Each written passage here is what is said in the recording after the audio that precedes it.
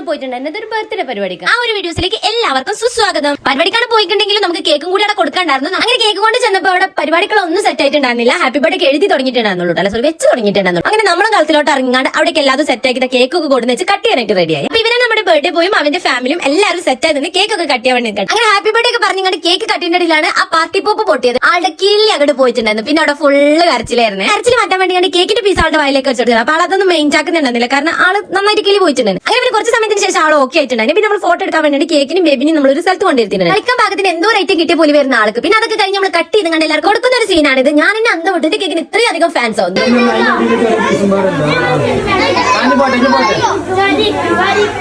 അങ്ങനെ പിന്നെ എല്ലാവർക്കും കേക്ക് കൊടുത്തോണ്ട് ഓരോ പിരിച്ചു വിട്ടു. ഇനിയിപ്പോ കൊടുത്ത ആൾക്കാർക്കുള്ള സാലറിയാണ് ഇപ്പൊ കൊടുക്കുന്നത്. ഒരു പീസ് പോലെ ഞങ്ങൾ 4 ദിവസം പണിയെടുത്ത് ഞങ്ങൾ ഇവിടെ ഒറ്റ നിന്ന് ചെയ്ത് കൊടുക്കാറുണ്ട്. അവർ 2 പീസ് എടുത്തിട്ട് പോയിട്ടുണ്ടായിരുന്നു. അങ്ങനെ പിന്നെ കുട്ടിയൊക്കെ കൊടുത്ത് ഓരോ കഴിഞ്ഞാൽ വല്ലതും കിട്ടും വിചാരിച്ചിട്ട് വലിയവർക്കും കൊണ്ടേ കൊടുത്തിട്ട് അത് കഴിഞ്ഞിട്ട് നമുക്ക് ഫുഡ് കഴിക്കേണ്ട സമയമായിരുന്നു. നമ്മൾ നേരത്തെ ഫുഡ് കഴിക്കാൻ പറഞ്ഞിട്ടുണ്ട്. അപ്പൊ ബൈ.